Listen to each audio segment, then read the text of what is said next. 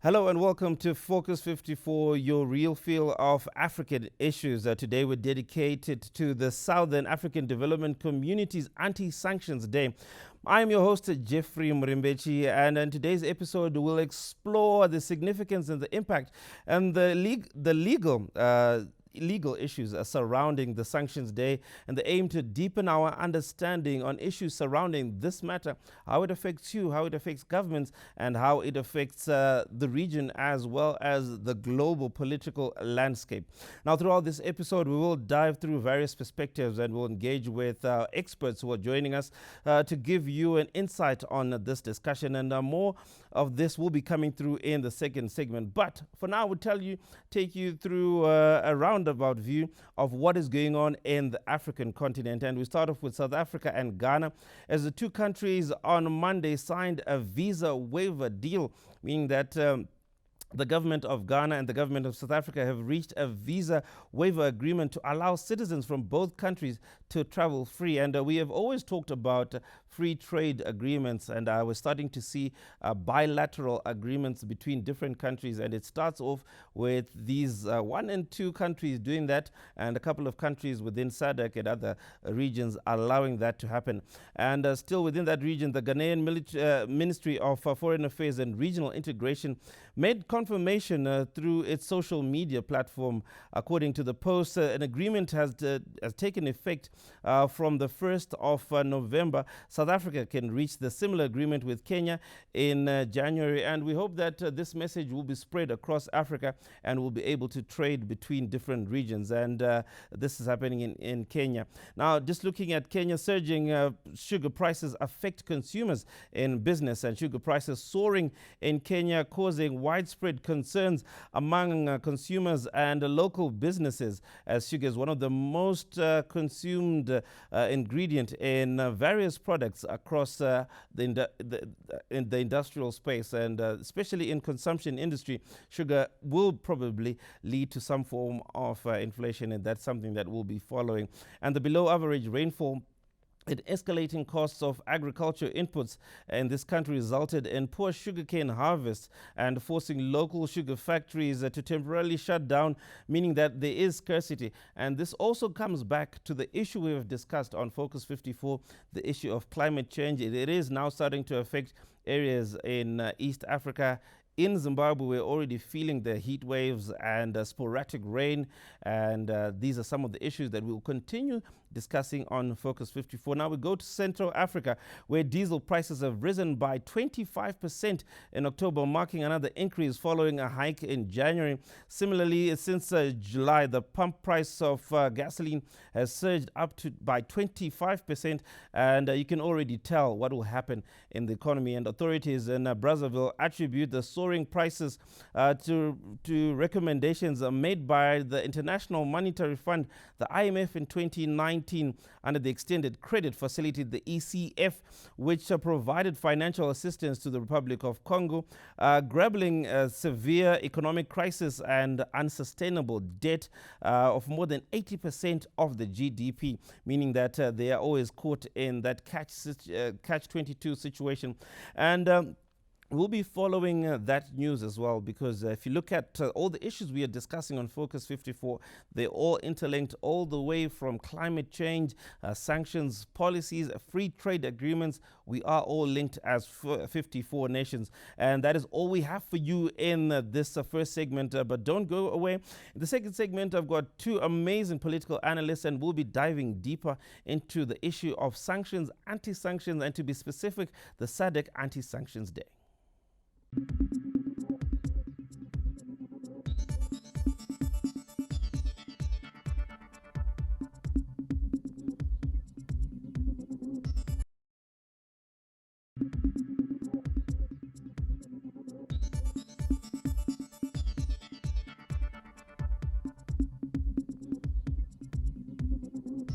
Welcome back to the second segment of Focus 54, and I did promise that I'll have political analysts on the show, and joining me is the first political analyst, Wilbert Mazarawetu. Welcome, Wilbert, to Focus 54. It's great to be here, and thank you for having me. I know we will be talking about, the SADC Anti-Sanctions Day, but, as we approach these deeper issues, for the purpose of those that are, viewing us for the first time, or maybe we might have a younger audience or those that need to be more enlightened, in layman's terms, what are sanctions? Sanctions is a scenario whereby you've got two neighbors that are within the same area, neighborhood, and they happen to be having fruits which they sell to each other, and the other one stops selling to the other neighbor, saying that I've stopped selling my fruits to you, and you should stop selling to anyone else because your son is no longer playing football with my son, but your son perhaps might be playing another sport, which is tennis, but just for the virtue of you not subscribing to the sport that the other parent is subverting that son to, you end up just imposing something which they do not also subscribe to. So in layman's term, I believe that is a moral story to the issue of sanctions in a nutshell. So it's when you put punitive measures on other nations because they don't subscribe to something that you believe in, whether it's policy or its ideologies. Now, that being said, what are the objectives and the significance of Anti-Sanctions Day, and how does SADC perceive the impact of sanctions on African countries? The issue of sanctions in SADC really is about raising awareness. The long-standing objectives of SADC about fighting inflation, about development, about growth, about many other things in terms of technological advancement is being strickled and stifled because of this issue of sanctions. So SADC then came together to say 25 October should be the day when we stand together. Whenever we get a time as head of states, head of governments, whenever they're anywhere in the world, they're speaking about the illegal punitive sanctions imposed against member states and against other countries in Africa. The whole idea is about raising awareness, and it's about showing to the world that sanctions that are being imposed against certain countries like Zimbabwe, they are illegal, and they also undermine the issue of international law. They're also against the United Nations Charter. They basically are punitive measures which are made to make the economy scream of a certain country so that it can subscribe to the ideology of the people that are imposing sanctions on these particular countries. So you're telling me that as a region in Southern Africa, we are all facing different versions of sanctions. Now, how have these impacted Africa, looking at the effects on Zimbabwe's economy, development, and the livelihoods of regular citizens like you and me? I'll start to look at the economic sector in which how sanctions have affected the country. In Zimbabwe, you can tell that Zimbabwe has been affected in the agriculture sector. Much of the machinery and much of the components of agriculture are hugely invested and issues that requires huge foreign currency. So the buying and the funding of these initiatives has been stifled over the past 2-3 decades because of the issue of sanctions. The agriculture sector is the backbone of any country in terms of its food security. So by stifling the growth in the agriculture sector, it has brought about certain problems, unemployment, retrenchment, which is being caused by the issue of sanctions. Now, the banks that are supposed to be funding commercial farmers and farmers at large, such as agri-banks, such as the CBZ, they've been put in this sanction bracket in which they cannot do any particular transaction with other foreign banks. So that has hugely impacted the agriculture sector in terms of the economic livelihoods. And if you look at the livelihoods of people, there is a ripple effect in which it brings. So when the agriculture sector is affected, when the manufacturing sector is affected, and when the financial institutions are affected by the imposed sanctions, by the illegal sanctions, you then find that the people at large, they then are affected because they are then retrenched. There's then unemployment, and then there's the issue of people trying to do what they can do to go by not selling their commodities to the best environment, to the best market. We had farmers that were selling their horticultural products and produces as far as Netherlands. All those farmers are now affected in their horticultural produce because of these illegal sanctions. We've got banks that were supposed to be doing remittances in the diaspora, but the issue of correspondence banking from the banks locally, banking with the banks regionally, that also dies. So you see, the macro effect of sanctions does not only affect an individual and an average person, it affects everybody in the corporate sector, financial sector, average sector and a yet to be born child, because the environment and the institution that are supposed to be brought upon, they're being affected directly or indirectly by these illegal sanctions. So I like the point you have mentioned, and I know a lot of the times we like to mention AMA 2000, but if you actually look at it, AMA 2000 were actually born into sanctions, and that's the only life that they've ever known. And this is why we're going to also pose some of these questions. Now, what is the perception within Zimbabwe and both the African community regarding the effectiveness and fairness of imposing sanctions on sovereign nations, like we did define Pukutanga Pepe to say, you know what, it's us imposing our will and punitive measures. Are there any concerns about potential humanitarian consequences of these measures? The issue of sanctions in the African perspective, it has been understood in a wrong connotation or in the wrong path, in the sense that this is a selective imposition of sanctions. They impose on certain nations that they want, that do not subscribe to the ideology that they want them to subscribe. It is also about regime change. It is also about manipulating the issue of human rights. So the backbone of saying human rights violators are being sanctioned is the idea to give, you know, a reason to impose sanctions. But if you try to look at it in the issue of selectiveness, Zimbabwe as a country has not launched any rocket at any land. It has not managed to invade any inch of any land of anybody in Africa. If we look at the huge humanitarian crises that have been caused all over the world, all over Africa, there are many countries that should be, you know, circumvented and being subscribed to the idea of being imposed on sanctions. But Zimbabwe shouldn't be in that bracket. But you see Zimbabwe falling in that bracket because it is about the regime change. It's about the ideology that Zimbabwe subscribes to. It said, we want to take back our land, we want to give our people what belongs to our people, and by that, and not believing what tenets of democracy according to the Western imperialist or Western nation believes, it is then being put under pressure. But the selective approach and imposition of sanctions can tell you that it's not about a democratic tendencies, it's not about the humanitarian issues. These are just areas where people are hiding and nations are hiding, while they do this thing of imposing sanctions on sovereign nations such as Zimbabwe. It's a very heated topic. What we're going to do is we're going to take a short break and end off the second segment, and when we come back we'll talk about effectiveness of sanctions and how far the anti-sanctions movement has gone. So far you're watching Focus 54. My name is Jeffrey Murimbeji. Please stay tuned for more.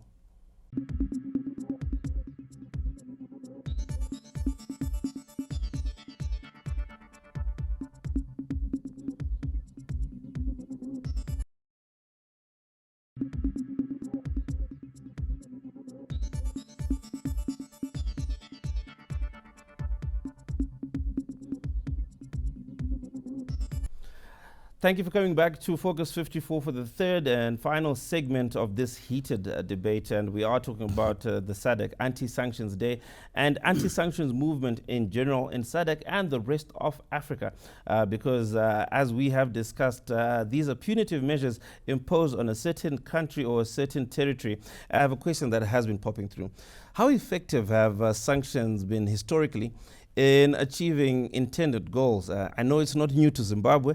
And how can you provide examples of African countries that have been impacted by sanctions? And did it work, or it was just one of those things?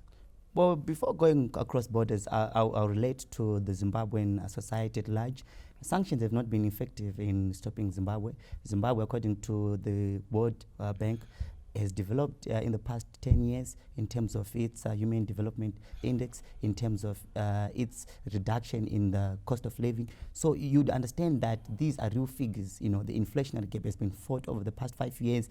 These are changes in a positive way for a country that is fighting sanctions, for a country that is put under punitive measures, but it's managing somehow, some way to expand within its means to go further. And also, just to hit on that, you can see that the ruling party has managed to win elections over the past 2 years. The idea is just to say these sanctions, people have now come to understand the way sanctions are. They're supposed to be there for regime change, nothing else.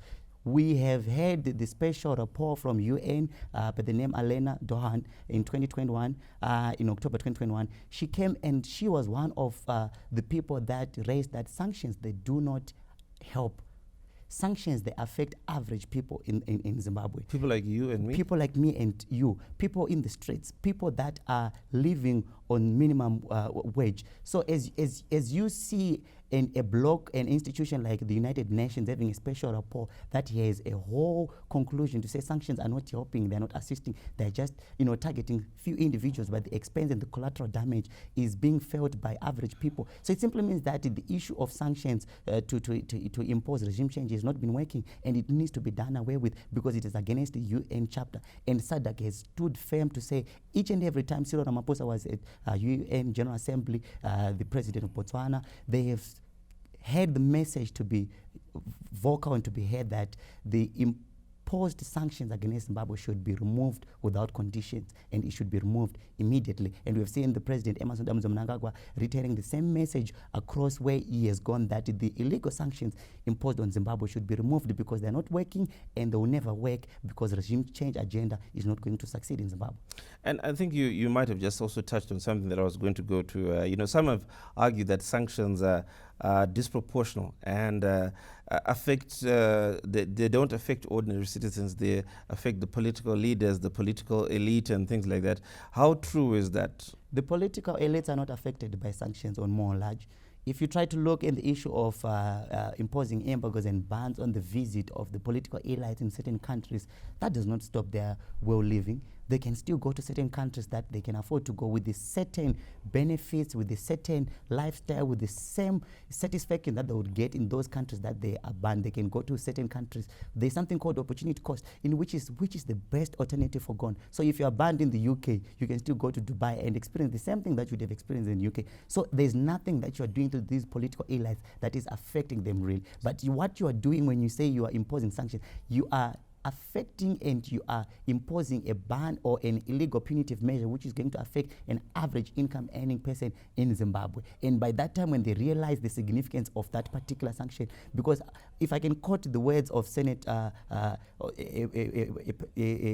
a Senate in US, he said, if you want to separate the people of Zimbabwe from ZANU-PF, make the economy scream. So you can see clearly that it's not about the issue of violators, not about the issue of human rights, it's about the issue of making regime change, agenda change in Zimbabwe using political actors and using these punitive measures, illegal sanctions, to impose that ideology on Zimbabwe.